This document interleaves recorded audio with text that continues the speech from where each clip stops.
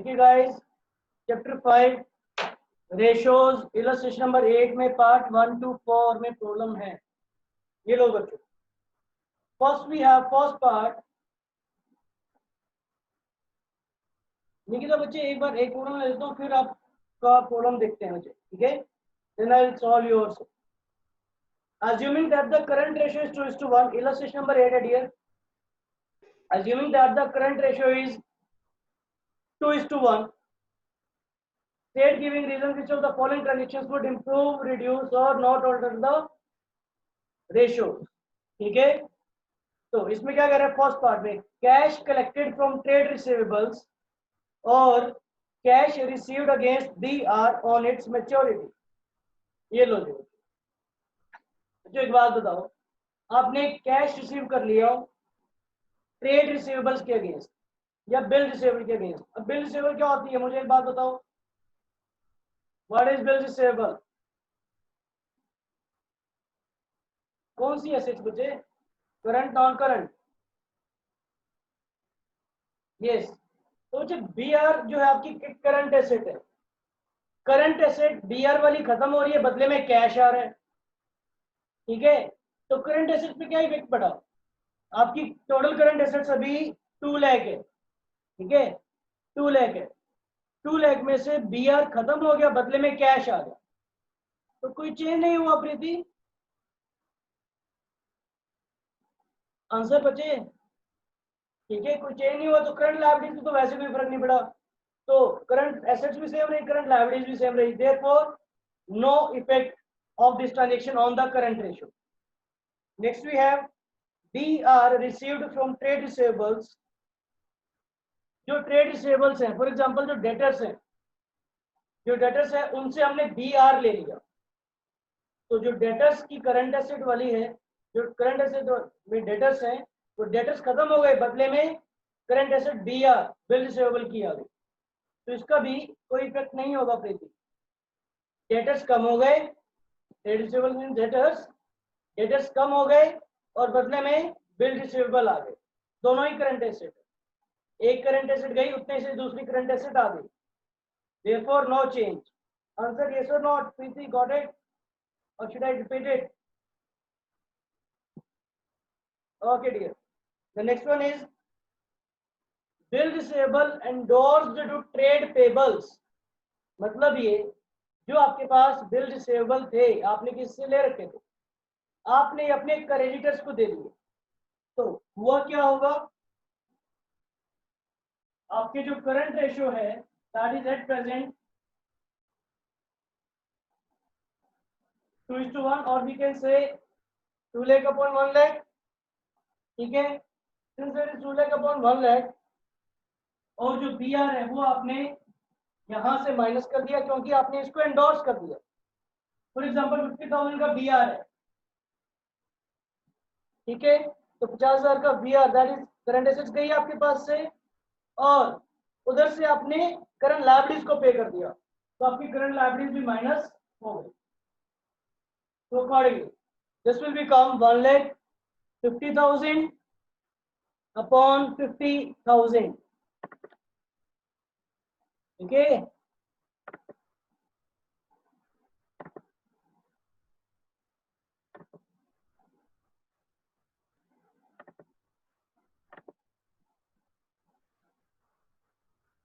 ठीक है Preeti? Next we have BR dishonoured. बच्चे बिल रिसीवेबल डिसऑनर हो गया, एक बीआर डिसऑनर हो गया। तो जब बीआर डिसऑनर होता है तो आपने in case if you remember, जब बीआर डिसऑनर होता है तो बीआर खत्म हो जाता है, बदले में हम उसी के बदले डेटर्स बना लेते हैं। जिन डेटर्स से हमें बीआर रिसीव हुआ था, तो हमने क्या किया था? बीआर के एसेट बनाए जो डेटर्स खत्म किए थे। अब बीआर डिसऑनर हो गया, उस बीआर का कोई यूज ही नहीं रहा, तो बीआर खत्म हो गया, बदले में डेटर्स बना ले। तो बीआर खत्म हो गया, डेटर्स बन गए, करंट एसेट खत्म हुई, करंट एसेट बन गए। Therefore, no change due to bill receivable dishonored. ठीक है? Okay sir. इसके बाद Nikita, I think you were asking 33rd। 33rd illustration you were asking.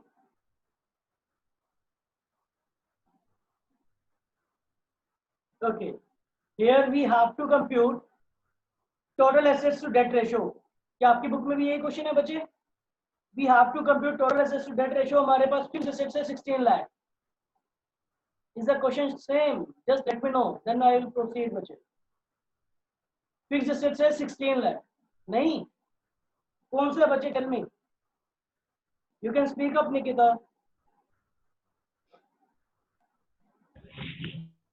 Sir, assuming that debt equity ratio 2:1. Assuming that debt equity ratio is 2:1, giving reasons कि ratio improve होगा, decrease होगा या क्या होगा. फर्स्ट ट्रांजेक्शन है issue of new preference shares. Yes. Yes, sir. Okay, इसमें निकिता कौन सा पूछना चाहते हैं आप? Fourth. इसमें फोर्थ पार्ट बच्चे, इसका फोर्थ पार्ट है. ओल्ड बुक्स में this is illustration number 32. Old books में दिस इज इलस्ट्रेशन नंबर 32, जहाँ पे आपको डेट इक्विटी रेशियो 2:1 दिया हुआ है और आपको रीजन बताना है कि इस पर्टिकुलर ट्रांजेक्शन से क्या इफेक्ट होगा रेशियो पे. तो इसमें पार्ट नंबर 4 है. पार्ट नंबर 4 है illustration number 32, issue of debentures for cash. Issue of debentures for cash. तो चीज इसमें हो क्या रहा है? What is happening in this case is that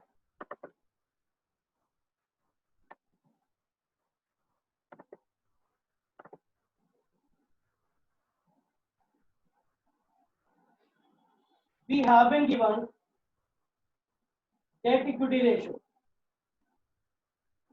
which is equal to long term debts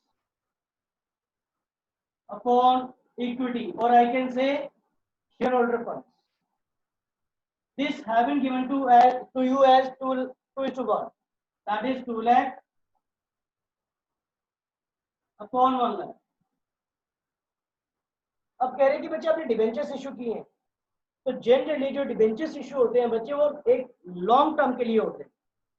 there is an assumption. Assumption क्या, generally practically ऐसा होता ही है, जब भी कोई कंपनी डिबेंचर्स इशू करती है तो लॉन्ग टर्म के लिए इशू करती है. मतलब 10 साल के लिए, 15 साल के लिए, 5 साल के लिए, that is more than 1 year. क्योंकि मोर देन 1 ईयर के लिए इशू करिए तो आज हमने इशू किए हैं, तो आज के पॉइंट ऑफ व्यू से वो हमारी नॉन करंट लायबिलिटी है या करंट लायबिलिटी है from today's point of view.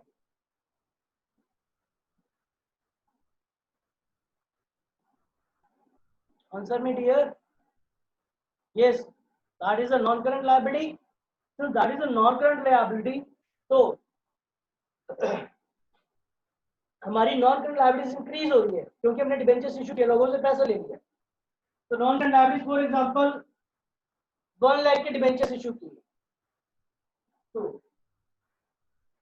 1 lakh की हमारी नॉन करंट लायबिलिटीज बढ़ गई और बदले में अपने पास एसेट्स आई. कौन सी एसेट्स? कैश आया.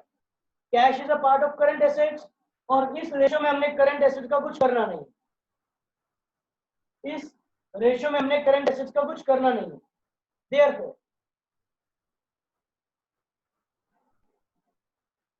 Therefore, this becomes 3 lakh upon 1 lakh. तो 3:1 बन गया. The ratio improves. आगे करते हैं मनीषा बच्चे. Nikita, first of all, you reply बच्चे. Did you get this point? Nikita, और कोई डाउट था बच्चे आपको?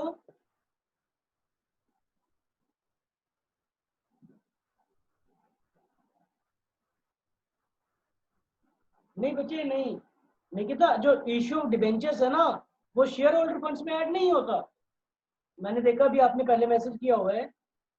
जो इश्यू डिबेंचर्स है वो शेयर होल्डर फंड्स का पार्ट नहीं है. फॉर एग्जांपल दिस इज रफली अ बैलेंस शीट. इसको ध्यान से इसको इस फॉर्मेट को यहाँ पे बिठा लो बच्चे. Like this is share holder fund, this is non current liabilities and this is current liabilities. तो उन दोनों का टोटल है total debts. Share holder funds तो अलग है. शेयर होल्डर फंड में क्या क्या आता है? एक तो आता है सर शेयर कैपिटल, एक आता है reserves and surplus. Non current liabilities का क्या मतलब है?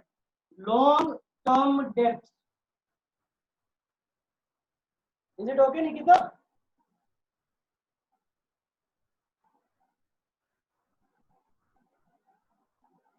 ओके जी, यस मनीषा, इसी का लास्ट पॉइंट है बच्चे, इशू ऑफ बोनस शेयर्स। ये वाला है Manisha, this one you are asking right, issue of bonus shares. This is an important part. Each and every one of you should listen it quite carefully. इस बच्चे issue of bonus shares, हमें debt equity ratio वही क्यों बने,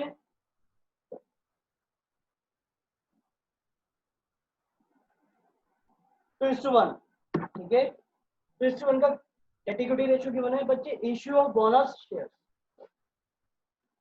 जो bonus shares होते हैं पहले उसके बारे में सुनिए बच्चे। बोनस शेयर्स वो शेयर्स होते हैं जो एक कंपनी अपने एग्जिस्टिंग शेयर होल्डर्स को फ्री में इशू कर देती है। बोनस शेयर्स वो शेयर्स होते हैं जो एक कंपनी अपने एग्जिस्टिंग शेयर होल्डर्स को इशू कर देती है, ठीक है, क्योंकि और फ्री में करती है। फॉर एग्जांपल, अगर आपके पास किसी कंपनी के 1000 शेयर्स है तो कंपनी ने एक स्कीम निकाली कि इस शेयर होल्डर के पास हमारे 1000 शेयर्स हैं, तो इससे मतलब इस शेयर होल्डर ने कंपनी में पैसा लगा रखे, तो एज अ रिवार्ड कंपनी आपको 1000 शेयर्स पे एक बोनस शेयर दे देती है, ठीक है, उसके कंपनी ने आपसे कोई भी पैसे नहीं लिए।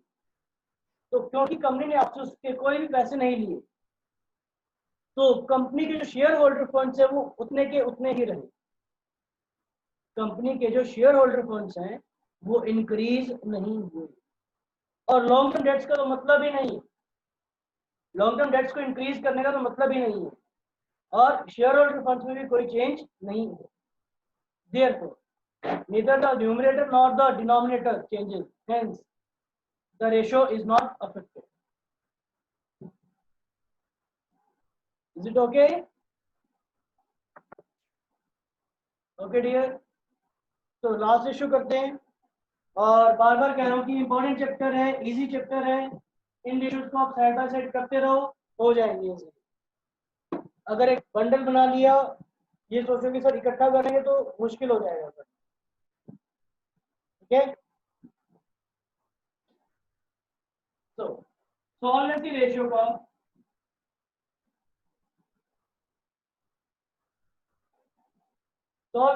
का हमारे पास नेक्स्ट जो लास्ट जो रेशियो है दैट इज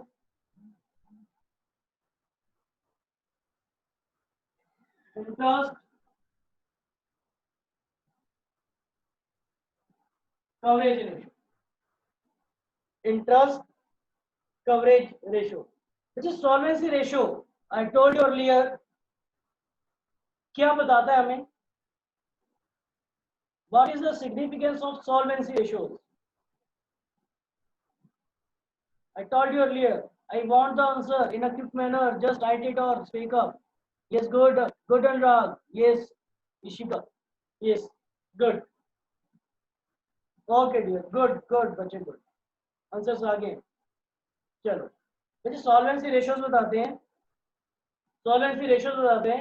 कि what is the long term financial position of the entity of the enterprise, ठीक है, एंटिटी की, एंटरप्राइज की, कंपनी की लॉन्ग टर्म फाइनेंशियल पोजीशन कैसी है, मतलब whether will it be able to repay its debts in time और not.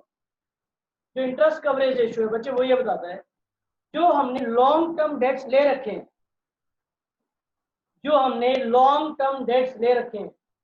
That is जो हमारी नॉन करंट लायबिलिटीज हैं, उसके ऊपर जो हमें इंटरेस्ट पे करना है। फॉर एग्जांपल, हमने किसी को डिवेंचर्स इशू कर दी, तो उस पर इंटरेस्ट पे करना पड़ेगा, तो ये तो not, we will have to pay the interest, since we will have to pay the interest, therefore solvency ratio में इंटरेस्ट कवरेज रेशियो, नाम से क्या पता चल रहा है, इंटरेस्ट कवरेज रेशियो, मतलब कि हमारे कितनी पोजीशन है कि हम जो अपना इंटरेस्ट पे कर रहे हैं वो उससे कितने टाइम ज्यादा प्रॉफिट अर्न कर रहे हैं। In simple terms, how we computed as profits before interest and taxes divide by fixed interest charges divide by fixed interest charges. Sir इसका मतलब ये है जो हमने डिबेंचर्स पे जो नॉन करंट लायबिलिटीज पे जो इंटरेस्ट देना है उसके कंपैरिजन में जो हमारे प्रॉफिट्स है, कौन से प्रॉफिट्स? वो प्रॉफिट्स जो इंटरेस्ट और टैक्स से पहले के, जो इंटरेस्ट और टैक्स से पहले के, वो हमारे कितने टाइम्स हैं। फॉर एग्जांपल अगर मैं ये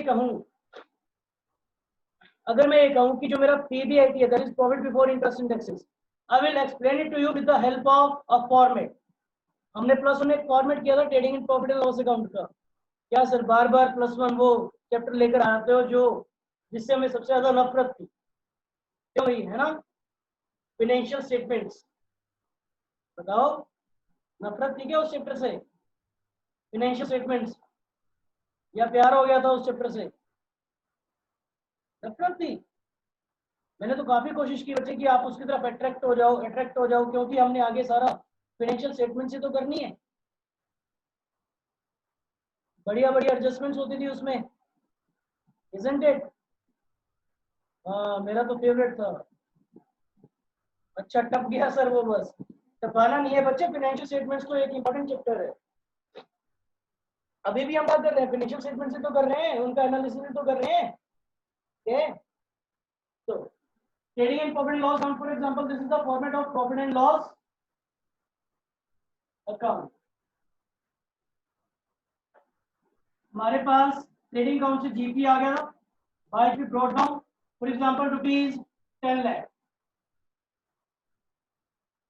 रुपीज 10 लाख, ठीक है। और कुछ इनकम हुई हमें बाय मिसलेनियस इनकम से फॉर एग्जांपल रुपीज 2 लाख। कुछ खर्चे हुए for example to salary, to commission, to discount, to depreciation. Interest नहीं लिखा मैंने अभी, कुछ खर्चे हुए और एक्सेट्रा और खर्चे हो गए। ये खर्चे हो गए मेरे रुपीज 7 लाख रुपीज। तो अकॉर्डिंगली बैलेंसिंग फिगर क्या बचती थी आपको? अभी तक इंटरेस्ट नहीं लिखा बचे मैंने, हम लोग यहाँ पे लिखे थे नेट प्रॉफिट। डिड वी और डिड वी नॉट? इन सब का टोटल करते थे आप 12 lakh, 12 lakh, so 12 minus 7 is equal to 5 lakh. This we used to write it as 2 net profit. Yes, do you remember or not? बताओ मुझे आंसर भी guys, we wrote it or not? लिखते थे नहीं लिखते थे? लिखते थे ना? Okay, good. अब ये जो आया बच्चे 5 लाख, इसमें से अभी तक ना ही तो इंटरेस्ट माइनस किया मैंने अभी और ना ही टैक्स माइनस किया। In other words I can say that this is my profits before interest and tax, क्योंकि अभी तक मैंने इसमें से ना ही तो इंटरेस्ट माइनस किया और ना ही टैक्स माइनस किया। ना ही तो मैंने इसमें से अभी तक इंटरेस्ट माइनस किया और ना ही टैक्स माइनस किया। देखो I can easily say that profit before interest and tax is rupees 5 lakh, ठीक है। अब आपने जो डिबेंचर्स ले रखे हैं, जो बैलेंस शीट में डिबेंचर्स फॉर एग्जांपल नजर आ रहे होंगे, तो उन डिबेंचर्स पे या अदर नॉन करंट लायबिलिटीज पे आपको हर साल 1 लाख रुपीज पे करना ही करना पड़ता है। दैट इज योर इंटरेस्ट, ठीक है। तो accordingly minus interest charges rupees 1 lakh, हमारे पास क्या बच जाता है बचे? We are left with profits before tax. Profits before tax बच जाता है, क्योंकि पीवीआईटी में से इंटरेस्ट माइनस कर दिया, तो अब क्या रहेगा? Profit before tax which is equal to rupees 4 lakh, ठीक है। इसके बाद टैक्स माइनस किया जाता है, Take say for example 30%. 30% of 4 lakh is equal to 1,20,000, and accordingly we are left with profits after tax which is equal to rupees 2,80,000. 2,80,000, ठीक है। तो अकॉर्डिंगली आपने शायद ये कॉन्सेप्ट बिजनेस में भी किया होगा, सेकंड यूनिट में, फर्स्ट या सेकंड चैप्टर में, फाइनेंशियल मैनेजमेंट में किया है नहीं किया, जहाँ पे आप अर्निंग्स आफ्टर टैक्स निकालते हो, EAT, ये है ना, ठीक है। तो अकॉर्डिंगली मैंने ये क्यों करवाया बच्चे, क्योंकि हालांकि हमें चाहिए क्या इस रेशियो के लिए, हमें वो प्रॉफिट चाहिए जो इंटरेस्ट और टैक्स से पहले थे। तो accordingly profit before interest and taxes is rupees 5 lakh upon fix interest charges is 1 lakh। ये आ गया हमारे पास 5 टाइम्स।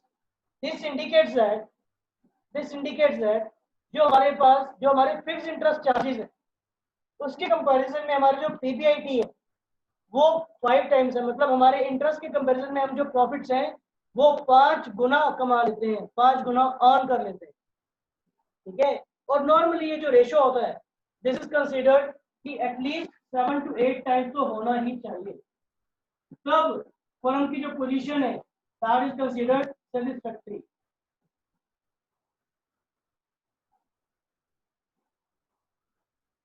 सर कम से कम 7 टाइम, यस बिल्कुल बच्चे 7 8 टाइम्स होना चाहिए। क्यों, यहाँ पे आप लोग खुद ही देख लो, हमारा इंटरेस्ट तो है 1 लाख, तो भैया ये तो चलो PBIT है, एक्चुअल में कंपनी को, एंटिटी को, एंटरप्राइज को, बिजनेस को बचता क्या है, सारे इंटरेस्ट देने के बाद, सारे टैक्सेस देने के बाद, रिजर्व में ट्रांसफर करने जो भी है, लास्ट में जाके जो रुपए बचते हैं वो तो यही बचते हैं। अभी रिजर्व में ट्रांसफर नहीं किया, सर में इंटरेस्ट और टैक्स माइनस किया तो 2,80,000। जरा सोच के देखो, हमें क्या लग रहा है कि कंपनी को प्रॉफिट्स 5 लाख के हो रहे हैं, लेकिन एक्चुअल में तो 2,80,000 के हैं, इतने प्रॉफिट्स तो कम से कम चाहिए, ठीक है। तो अगर ये रेशियो 7 to 8 टाइम्स होगा,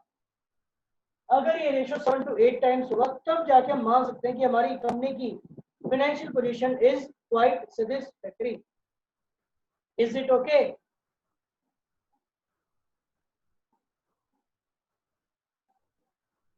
is it okay guys? Okay good. तो बच्चों मैंने आपको ये PAT क्यों करवाया, प्रॉफिट आफ्टर टैक्स क्यों करवाया, क्योंकि यू विल सी दैट आपको क्वेश्चंस में प्रॉफिट आफ्टर टैक्स गिवन हो सकता है। इस रेशियो को कंप्यूट करने के लिए आपको क्वेश्चंस में प्रॉफिट आफ्टर टैक्स गिवन हो सकता है, तो आपने PAT से PBIT पर जाना है।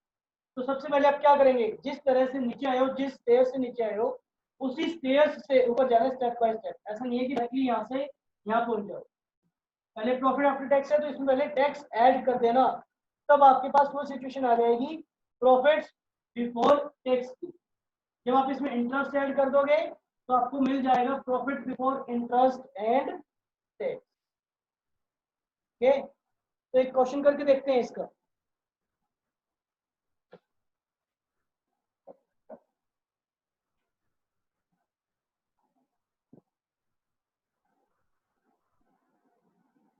इलस्ट्रेशन नंबर 44 है मेरी बुक में। इलस्ट्रेशन नंबर 44 है balance sheet of goodwill enterprises limited. The following particulars are extracted from the balance sheet of Goodwill Enterprise Limited as of 31st March 2018. Equity share capital हमें given है 3 लाख। मिल गया क्या सभी को? देखो इक्विटी शेयर कैपिटल हमें given है 3 lakh. Just reply guys, did you get it और नॉट?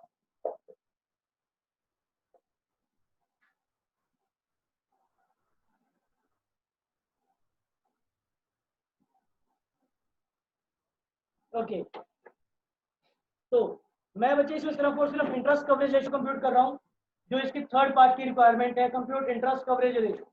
हमें पता है कि interest coverage ratio is equal to profit before interest and taxes, profit before interest and taxes and upon fixed interest charges. तो अब सबसे पहले हमें क्या चाहिए, फर्स्ट पार्ट पे profit before interest and taxes चाहिए। हमें देखते हैं क्वेश्चन में क्या गिवन है। Equity share capital, 10% preference share capital, capital reserve, profit and loss balance 1,20,000, profit and loss balance 1,20,000। बच्चे बैलेंस शीट से लिया गया, ऊपर दे रखे हैं following balances are extracted from the balance sheet. तो प्रॉफिट एंड लॉस बैलेंस है, तो इसका मतलब ये है कि अभी तक का total profit and loss balance है, जरूरी नहीं है कि ये इस साल का है। आगे बढ़ते हैं। 12% debentures, 10% mortgage loan, current liabilities, non current assets, current assets. Showing the full working, calculate the following ratios: debt equity ratio, proprietary ratio, interest coverage ratio. Net profit after interest and tax amounted to rupees 63,000। मतलब हमें ये वाली figure given है, profits after interest and tax is equal to 63,000, और हमें यहाँ पर आना है गाइस। तो कैसे आएंगे, टैक्स रेट दे रखा है इसी के नीचे 50%। तो हमें पता है जो 50% होगा वो किसका होता है, 50% ऑफ पीबीटी का होता है। आंसर यस और नॉट, 50% ऑफ पीबीटी। तो हमें नहीं पता 50% ऑफ पीबीटी कितना आएगा। Let the PBT be equal to x.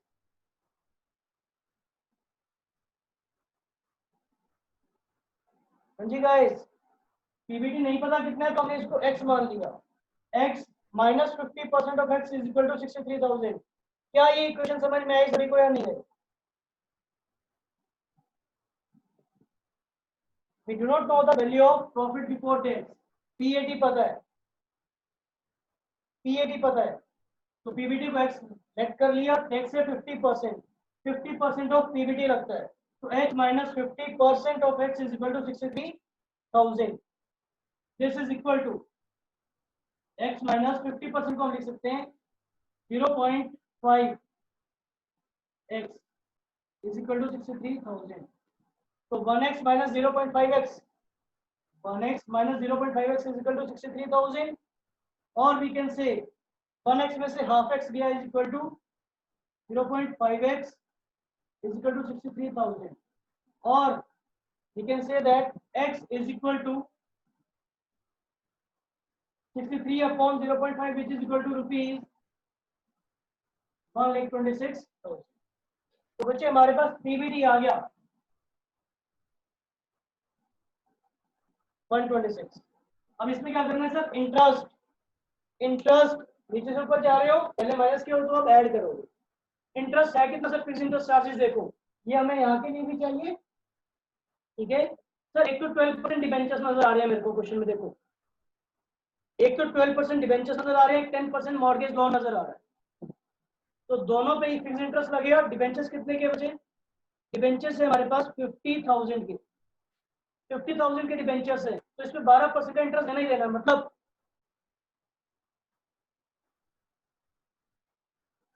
6,000 का इंटरेस्ट तो पे करना ही करना है, 50,000 का 12% और 10% मॉर्गेज लोन भी है, तो 1,50,000 का 10%, भैया ये इंटरेस्ट तो पे करना ही करना है। अकॉर्डिंगली फिक्स इंटरेस्ट चार्जेस कितने हो गए, 15 प्लस 6 21,000, तो इंटरेस्ट कितना हो गया 21। तो अकॉर्डिंगली इसमें से 21 माइनस करोगे तो 126 आएगा। अकॉर्डिंगली इसकी वैल्यू आ जाएगी, profit before interest and taxes की वैल्यू आ जाएगी रुपीज 1,47,000। अकॉर्डिंगली पीबीआईटी आ गया हमारे पास 1,47,000। तो 147 upon 21,000 is equal to 7 times.